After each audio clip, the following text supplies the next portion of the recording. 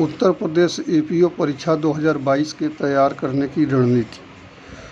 पहला, उत्तर प्रदेश पुलिस अधिनियम 1861 में बहुत कम धाराएं हैं, इससे 7-8 सवाल आते हैं। तो इन सभी धाराओं को कायदे से तैयार कर लिया जाए, क्योंकि इसमें सभी के सभी क्वेश्चन सही किए जा सकते हैं।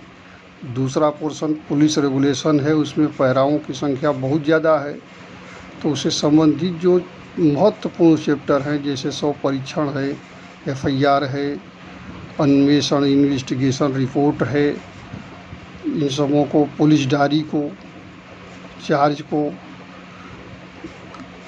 कायदे से तैयार कर लिया जाए। दूसरी रणनीति है सीआरपीसी में जो 2008 से 2019 तक जो भी लेटेस्ट अमेंडमेंट हुए हैं उसको कायदे से तैयार कर लिया जाए।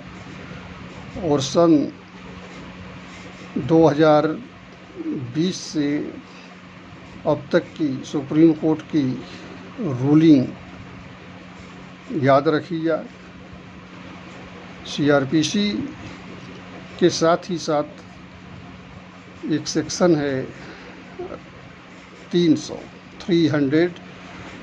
जो आर्टिकल 20 खंड 2 से रिलेटेड है। इसके कंपैरिजन में क्वेश्चन पूछे जाते हैं। तो 300 को आर्टिकल 20 खंड 2 के तहत तैयार किया जाए। अगला रणनीति है भारतीय दंड संहिता।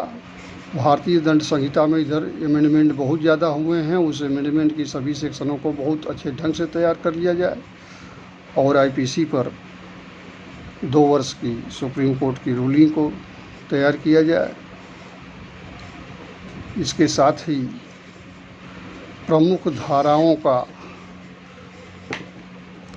अध्ययन सरसरी तौर पर कर लिया जाए। इतने तैयार करने के बाद समय मिले तो डीप स्टडी करना चाहिए। अगला पोर्शन है जीके के लिए कम से कम 1 वर्ष की घटनाओं को और पॉलिटिकल सिनारियों को, संविधान अमेंडमेंट को कायदे से तैयार कर लिया जाए। इसके बाद हिस्ट्री है, ज्योग्राफी है,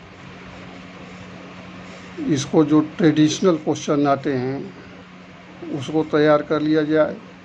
अगली रणनीति है कि यूपी पब्लिक सर्विस कमीशन के जो पिछले 2 वर्ष के पीसीएसजे के पेपर हुए हैं, उस पेपर को कायदे से तैयार कर लिया जाए। एक भी क्वेश्चन उससे आए तो गलत ना हो, उसे पूछे जाने की संभावना बहुत ज़्यादा है।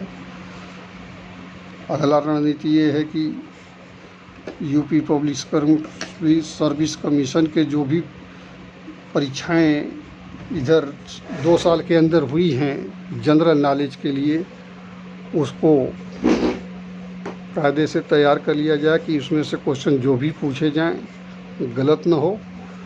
इतना हमारा सुझाव है। इतने पर स्पेशल ध्यान दिया जाए। इसके बाद जब समय बचता है तो पूरा सिलेबस को तैयार किया जाए। धन्यवाद। रामजीत सिंह यादव।